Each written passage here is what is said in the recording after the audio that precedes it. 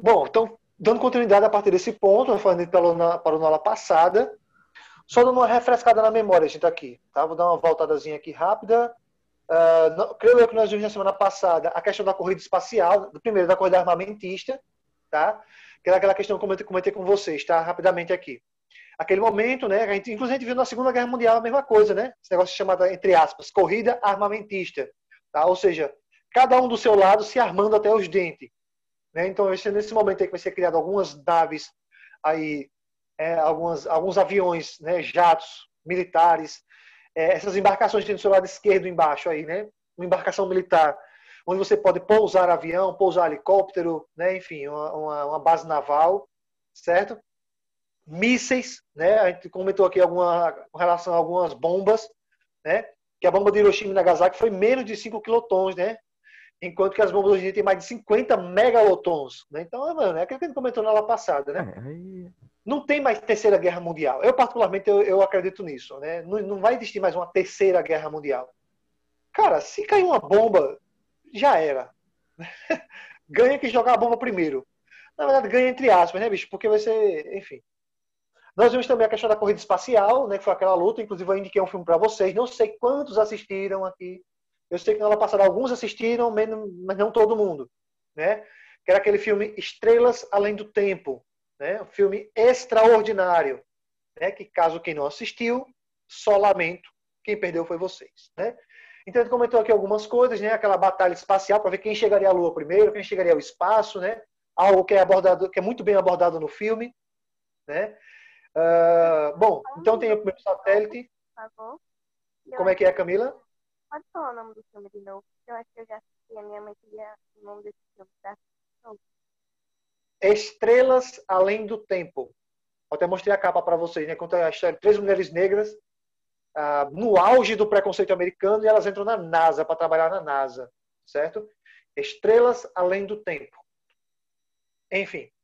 Bom, meus amores, então então tá. Então o primeiro satélite foi enviado pelos Estados Unidos, desculpem, perdão, tá? Pela União Soviética, né? A Sputnik. Depois foi lançado o primeiro ser vivo, né? A cachorrinha Laika. Depois os Estados Unidos lançaram a Explorer 1, tá? Foi o primeiro satélite americano. Em 61, o Yuri Gagarin, né? Foi o primeiro homem a chegar à Lua, né? Ali foi o primeiro homem no espaço, tá? Em 61 foi a União Soviética que venceu essa batalha. Em 69 é lançado a Apollo 11, né? A famosíssima Apollo 11, tá? A chegada do homem à Lua, tá? Eu só não me lembro agora o nome do cara, não sei o que, Armstrong, o nome do cara. Do americano, né, que foi para o espaço também, não me lembro agora o nome dele. Enfim. Vamos lá, então tá aqui algumas imagens, né, como eu comentei para vocês, existe aquela teoria, né, de que essa chegada à Lua foi uma grande mentira, né? Enfim. Falamos sobre a Guerra da Coreia, tá? Foi dividida a Coreia do Norte comunista, a Coreia do Sul capitalista. Lembrando que o Norte e o Sul lutaram aí durante alguns anos, né? 3 anos aí de luta. Mais de 2 milhões de pessoas morreram e no fim das contas ninguém venceu. E até hoje é dividida, né? Inclusive nós temos a nossa querida amiga do meu coração, a nossa querida Maíla, né? Que é fã lá do K-pop, né? Que é bem característico, bem tradicional e original lá da Coreia do Sul, certo? Muito bom. Sul. Bom, vamos lá, vamos avançar aqui um pouquinho mais, tá? Coreia do Norte, como eu falei para vocês, tá? Alguns exemplos aqui. A Guerra do Vietnã, tá? O Norte vence essa Guerra do Vietnã, tá? Que também se dividiu, né, em Norte comunista, Sul capitalista, e aqui eu comentei com vocês que foi a primeira grande derrota americana, né, por chamados Vietcongs, né, que era um exército bem mais fraco do que o americano, e mesmo assim com boas estratégias, utilizando o terreno, né, ali se pendurando em árvores, utilizando a lama, enfim. Acabaram vencendo essa batalha, nessa guerra, e os Estados Unidos foi a primeira grande derrota americana, né? Primeira grande humilhação americana. Tem aqui algumas imagens bem famosas, algumas já comentei com vocês sobre elas. Essa questão aqui não é importante, então nós passamos por ela. Falamos também sobre o macartismo, tá? Que foi uma caça às bruxas, tá? Entre aspas, né? Uma metáfora para dizer que os comunistas começaram a ser caçados, tá? Lá nos Estados Unidos, começaram a ser caçados com força, meu irmão. Tá? Então, inclusive isso aqui vai acontecer exatamente a mesma coisa no Brasil, tá? Na época da ditadura militar, certo? Então, a perseguição a artistas intelectuais, funcionários do governo, enfim, qualquer um que fosse minimamente suspeito, né, de estar envolvido aí com o comunismo, né, ele já era caçado, preso, né? Obviamente, se fossem pegos por fanáticos, seriam assassinados, tá? Isso aconteceu também. Lá no Japão, nós mostramos aqui o contexto do Japão, está destruído, né, pela Segunda Guerra Mundial, né, principalmente pela bomba de Hiroshima e Nagasaki. Quem assistiu o documentário Luz Branca, Chuva Negra, que eu indiquei 2, né, Hiroshima ao dia seguinte, que é o family friendly, né, mais leve, o que não é tão leve assim, deixa bem claro isso, né, mas ele é um pouco mais leve, até porque quem assistiu esse documentário, né, o Hiroshima no dia seguinte, percebeu que ele foi criado e produzido pelos Estados Unidos, né, pelo History Channel. Então, foi pelo History ou foi pelo Geographic Channel? Enfim, foi produzido pelos Estados Unidos e, obviamente, eles queriam amenizar a culpa deles, né, essa coisa brutal e grotesca que eles fizeram, né, então eles botam de uma maneira mais tranquila, vamos dizer assim. Porém, contudo, entretanto, todavia, quem assistiu o segundo documentário, né, que é o Luz Branca, Chuva Negra, viu claramente a destruição, devastação e toda a situação que ficou o Japão, né, depois das 2 bombas. Tá? E aí eu comentei com vocês, né, que os Estados Unidos foi o único país que saiu não rico, mas riquíssimo, né, da Segunda Guerra Mundial. E, obviamente, ele foi o país que começou a dar empréstimos, né, a ceder empréstimos, obviamente, a juros altíssimos, né, para vários países, incluindo o Japão. Vamos lá. Falamos também sobre Cuba, tá? Tem até um mapinha aqui, creio eu, tá ali o mapinha, né, que mostra que Cuba também foi outra ferida nos Estados Unidos, né, foi outra derrota humilhante para os Estados Unidos, né? Enfim, e aí chegamos nos golpes militares, tá, pessoal? Então vamos lá, pessoal. Como eu falei para vocês na aula passada, gente, algo que é muito, muito, muito importante você ter em mente, pessoal, é que a Guerra Fria, como eu falei para vocês, era uma guerra político-ideológica, tá? Era uma guerra de influências. Creio eu que vocês tenham anotado no caderno de vocês isso aí, não é? Sim, sim. É uma guerra, gente, de influências, certo? Para quem influenciava mais, tá? Inclusive, nós vimos também, relembrei que nós vimos também que a própria Alemanha foi dividida, né, em 2 partes, né? Em 1950, ali, 49 e 50, se traçou uma divisão alemã. E em 61 foi construído até um muro, né, o Muro de Berlim, tá? Então, como eu falei para vocês, pessoal, era uma guerra de influências, para ver quem influenciava mais. E leva o nome de Guerra Fria porque Estados Unidos e União Soviética não entraram diretamente em conflito, mas, né, influenciaram outros países a entrar em guerra, como nós acabamos de ver aqui, né? Cuba, a Coreia, Vietnã, tá? Alguns países menores, certo? Bom, e agora a gente vê uma parte bem importante, tá? Bem importante que eu quero falar para vocês, deixar bem claro para vocês aqui, para que quando vocês saiam daqui da nossa escola, vão lá para o ensino médio de vocês não sejam lá ludibriados por alguns professores, desculpem o termo, tá? Imbecis, certo? Que vão colocar na cabeça de vocês que o Brasil foi um regime militar ou foi um governo militar, tá? Não foi. O Brasil foi uma ditadura militar, tá? E quem discordar, me prove o contrário, certo? Bom, gente, então como eu falei para vocês, cara, a Guerra Fria foi uma guerra de influência, para quem influenciava. Então aqui na América, tá? Quando eu falo América, eu estou me referindo à América Central e à América do Sul, certo? Do México para baixo. Vocês sabem que o México faz fronteira com os Estados Unidos, né? Com o Texas, tá? Então do México para baixo, tá? Pegam todos aqueles países ali da América Central e os países da América do Sul. Brasil, Argentina, Uruguai, Paraguai, Venezuela, Bolívia, enfim, tá? Gente, esses países da América, olha que interessante, um fato é bem curioso. Nesse período aqui que eu estou falando para vocês, gente, era um período que... Preste atenção, tá? Isso aqui não está no slide. Eu estou explicando todo um contexto que não está aqui no slide, certo? Galera, esse período que eu estou falando para vocês da Guerra Fria, década de 50 e comecinho da década de 60, foi um período aqui na América que estava rolando os chamados governos populistas. Inclusive, esse será o nosso próximo assunto, tá? Brasil, na época dos governos populistas, tá? É o chamado populismo no Brasil, certo? Resumidamente, pessoal, populismo, tá? Ou governos populistas, são aqueles governos em que eles eram populares, tá? Governos que o povo amava, né? Governos populares ali que faziam, que manipulavam o povo, certo? E aqui vem um ponto importante. Na América do Sul como um todo, estava rolando esses governos populares, tá? Governos populistas. E algo que você deve perceber, deve guardar na sua cabecinha aí, gente, é que esses governos populistas, eles não tinham assim, uma posição muito bem definida, se era de direita, se era de esquerda, se era de centro. Tá? Eles eram governos bem misturados, e era um troca-troca danado de governo. Vocês vão ver que aqui no Brasil, de 1946 até 1964, vai ter um monte de governo que vai mudando. Só para você ter uma ideia. Eurico Gaspar Dutra, depois vai vir o Getúlio Vargas, depois vai vir o famosíssimo JK, Juscelino Kubitschek, depois vai vir o Jânio Quadros, depois o João Goulart. Então, cada governo desse, pessoal, tinha sua própria postura. Então, esses governos da América do Sul nem era de direita, nem era de esquerda, nem era de centro. Assim, muito bem definido. Certo? Certo.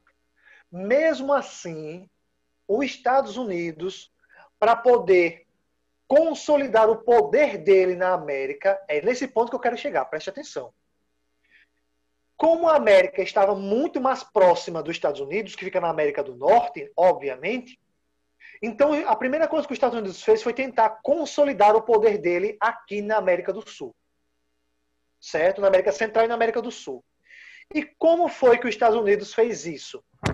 Como sempre, vocês sabem muito bem que eu sempre gosto de chamar carinhosamente os Estados Unidos de o grande sacana. Foi o que ele fez.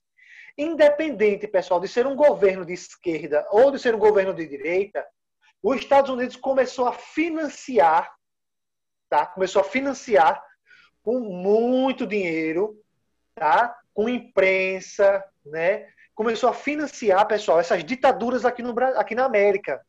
Tá? Então ele começou a financiar os militares na América. Certo, gente? Deu para entender bem esse ponto, né? E aí? Deu para entender bem, né, essa questão? Eles começaram a financiar os militares de cada país. Deu. E aqui nós temos um contexto. Tá? Primeiro ponto. 1964. Instalação de ditaduras militares pró-Estados Unidos na América Latina. E, obviamente, o Brasil foi no barco. Tá? Inclusive, não precisa assistir agora, tá? Mas eu já vou adiantar o nome do documentário que mostra... Cara, se você assiste aquele documentário e você ainda tem dúvida, você é um jumento. Entende? Você é um ser defecante. Você só come e caga. Essa é a sua função no mundo. Porque, cara, esse documentário que eu vou falar para vocês, o nome do documentário é O Dia que Durou 21 Anos. Tá? O nome do documentário é esse, estava falando no YouTube. São 3 partes, tá? É uma matéria jornalística investigativa e o nome é O Dia que Durou 21 Anos. Certo? E, gente, esse documentário ele é fantástico porque ele mostra áudios. Não é um texto que pode ser qualquer um ter inventado. Ele mostra áudios com a voz dos militares brasileiros e com a voz do chanceler e dos militares, do primeiro-ministro americano. Eles confabulando ali, eles se organizando para dar o golpe no Brasil. Além desses áudios originais, não são áudios manipulados, são áudios originais. Além disso, eles mostram documentos originais de acordo entre os Estados Unidos e os militares brasileiros. Entende? E aí, vem uma pá de imbecil dizendo que não houve ditadura no Brasil. Cara, eu fico puto da minha cabeça quando eu vejo alguém falando isso. Eu fico doente. Entende? Cara, é um nível de imbecilidade, velho. Assim, que se você der essa mesma aula para um jumento, ele sai, né? Ele entende. E essas pessoas não, né? Então, essa deposição, gente, aqui do presidente João Goulart, tá? Conhecido popularmente como Django. As pessoas acham que não teve ditadura porque querem acreditar numa realidade que elas escutaram de outras pessoas. Porque, Isso. tipo, conversas, tipo, a ditadura não teve, a pessoa sem conhecimento nenhum vai contando para outras pessoas e essas pessoas vão acreditando e gerando mais... Isso, exatamente. Esse é o problema do senso comum. Galera, vocês estão lembrados, pessoal, daquela frase do Joseph Goebbels, lá do primeiro-ministro, o chefe de imprensa do Hitler, que ele falava: uma mentira contada repetidamente ganha aspecto de verdade. Foi exatamente, Maíra, o que você falou foi perfeito, Maíra. É exatamente isso. Esse é o problema do senso comum. Porque você acaba divulgando ideias, né, sem base nenhuma, velho. Sem base nenhuma. Né? Então, assim, Então, essa parte da deposição, gente, do João Goulart, está conhecido popularmente como Django, eu não vou explicar agora porque vai ficar para parte do assunto sobre populismo, tá? Até porque, gente, assim que termina populismo, já vamos emendar direto na ditadura militar. Certo? Bom, então tem uma frase aí, ó, do Harry Kissinger, né, que é o secretário dos Estados Unidos, ele diz o seguinte: aonde for o Brasil, irá também a América Latina. Cara, essa frase é extraordinária, gente. Percebam aqui, ó. Só com essa frase você consegue entender claramente o pensamento norte-americano. Em outras palavras, ele está querendo dizer isso. Se a gente dominar o Brasil, toda a América Latina vai junto. Gente, qual é o maior país da América do Sul? Brasil. Qual é o país que tem a maior influência na América do Sul? Brasil. Ou seja, o pensamento do secretário dos Estados Unidos era: se a gente conseguir implantar uma ditadura, controlar os militares brasileiros, a América Latina vai inteira junto. Pessoal, eu digo para vocês uma coisa. Foi exatamente o que aconteceu. Foi exatamente o que aconteceu, meu irmão. Entende? Em 73, o Chile, com a deposição do socialista eleito diretamente Salvador Allende, tá? Então, o presidente chileno era o Salvador Allende, ele foi escolhido pelo voto popular, pela democracia, e mesmo assim, através de um golpe liderado pelo famosíssimo Augusto Pinochet, tá? Eles implantaram também uma ditadura no Chile. E aí nós temos essa frase aqui do Richard Nixon, presidente norte-americano da época, ele diz: quero a economia do Chile pulsando. Ou seja, em outras palavras, eu quero a economia do Chile nas minhas mãos. Tá? Em 76, a Argentina, Isabelita Perón é deposta pelo Gal Videla. Tá? Então, Gal Videla também deu um golpe de Estado e tirou a Isabelita Perón, que foi eleita pela democracia, retirou e criou uma ditadura na Argentina. Eu digo para vocês, pessoal, a ditadura argentina foi tão terrível quanto a brasileira. Com relação à tortura, assassinatos, foi tão terrível quanto a brasileira. Essa ditadura argentina. Não que a chilena tenha sido melhor, foi terrível também. Mas a brasileira e a argentina, meu irmão do céu, você não tem noção, meu irmão. Você não sabe da missa um terço. Quer fazer um teste e vai lá no YouTube e bota assim, ó, método de tortura da ditadura. Aí vocês vão ver a garapa, meu irmão. Mas enfim, não vão não ainda, vamos esperar para chegar lá. Então tá aqui algumas imagens, né, mostrando aqui. Eu não vou explicar essas imagens ainda, tá? Algumas dessas imagens aqui eu vou explicar só para a gente chegar no assunto, certo? Vamos lá avançar mais um pouquinho aqui. E aí, pessoal, nós chegamos aqui ao fim do governo da URSS, tá? Então a União das Repúblicas Socialistas Soviéticas, ela vai acabar. E como é que ela acaba? Resumidamente, tá? Resumidamente, a população, como eu já falei para vocês, pessoal, na teoria o comunismo é lindo, na prática é um lixo, certo? Então a população aí, né, sofrendo, morrendo de fome, de frio, de doenças, assim, uma vida terrível, certo? Uma população descontente com a corrupção, também, então é um país extremamente corrupto, tá? E o que é que acontece aqui, pessoal? Se liga só. Um camarada chamado Mikhail Gorbachev, tá? Mikhail Gorbachev, em 85, ele é eleito, né, aí para se tornar líder, né, da Rússia, né, nessa época, né, na União Soviética, e ele vai criar duas medidas que são extremamente importantes. A perestroika, que foi uma medida econômica, tá? Uma abertura econômica e uma medida econômica, certo? Isso vai ajudar bastante a União Soviética, tá, com relação ao dinheiro, e a chamada Glasnost, tá? Que foi uma reforma política, tá? Que tinha a ver com a reconstrução governamental. Enfim, gente, em 91, né, oficialmente, pessoal aí, né, em 1991, fim da URSS, tá? Então, oficialmente aí, né, e criação da chamada CEI, Comunidade dos Estados Independentes. Então, pessoal, o que vocês entendam dessa parte aqui, desse slide, é só que aquele poder todo, né, que a União Soviética tinha, ela acabou, tá? Em 91, oficialmente, a URSS passa a não existir mais e é criada a chamada Comunidade dos Estados Independentes. E é nesse momento que a Rússia volta a ser apenas a Rússia, certo? Então, a partir daqui, não é mais a União Soviética, e sim Rússia. Tudo bem, pessoal, até aqui? Sim, sim. Então, os sinais do fim, tem a perestroika, a glasnost, tá? Esse camarada careca do seu lado esquerdo acima é o Mikhail Gorbachev. Essa aqui não é tão importante para a gente agora. Como eu falei para vocês, né? Cada país voltou a ser o que era, né? Iugoslávia, a China, né? O Cazaquistão, enfim. O que nos importa é isso aqui, pessoal. Né? Então, definitivamente chegamos aqui no fim do assunto, já sobre Guerra Fria. Inclusive, um período bem, bem longo, né?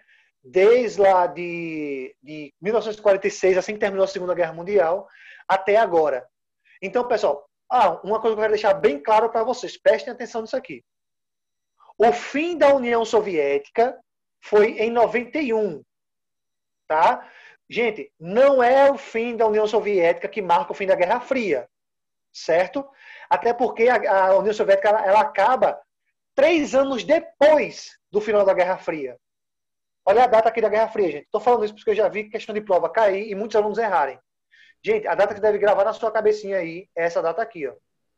1989, tá? Essa data daqui você tem que guardar, porque essa data aqui, gente, é a que marca definitivamente o fim da Guerra Fria, certo? E qual foi o evento que marcou o fim da Guerra Fria? A derrubada do Muro de Berlim, tá? Como eu falei para vocês, a derrubada do Muro de Berlim foi um símbolo da Guerra Fria, né? Lembrando, o Muro de Berlim era o símbolo da Guerra Fria. Então, obviamente, quando o muro caiu, né? Quando o muro caiu, simbolicamente também a Guerra Fria tinha acabado, né? A União Soviética não estava mais se sustentando das pernas. Lembre-se que aí 3 anos depois, né, em 91, a União Soviética acaba, tá? Ou seja, pessoal, essa aqui foi a data oficial, tá? Aceita pelos historiadores, né? Aceita pelas academias de ciências aí da história, da historiografia, como uma data que definitivamente acaba a Guerra Fria. Beleza? Então, Guerra Fria acabou. Então, se por acaso tiver numa prova lá, assinar a alternativa que mostra a data que deu fim à Guerra Fria. Cuidado para não marcarem o fim da União Soviética, tá? O fim da União Soviética foi em 91, 3 anos depois. Mas o que marca o fim da Guerra Fria foi a queda do Muro de Berlim em 89.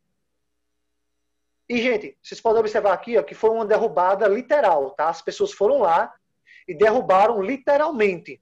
Tá? Foram lá com marreta, machado não, né? Marreta, martelo, broca, enfim, o que tinha lá nas mãos, as pessoas foram lá para derrubar esse muro. Certo? Bom, então a Alemanha se reunifica, né? Como eu falei para vocês, a Alemanha era dividida, né? Alemanha Oriental e Alemanha Ocidental. Então, em 1990, né, um ano aí depois da queda do Muro de Berlim, ela vai se reunificar e se tornar a Alemanha que é hoje. Bom, então isso aqui é só explicando o que eu já expliquei. Então a gente termina aqui, pessoal, por hoje, tá? A gente concluiu aqui. Mas amanhã nós faremos uma rápida revisão com a tabelazinha que eu falei para vocês.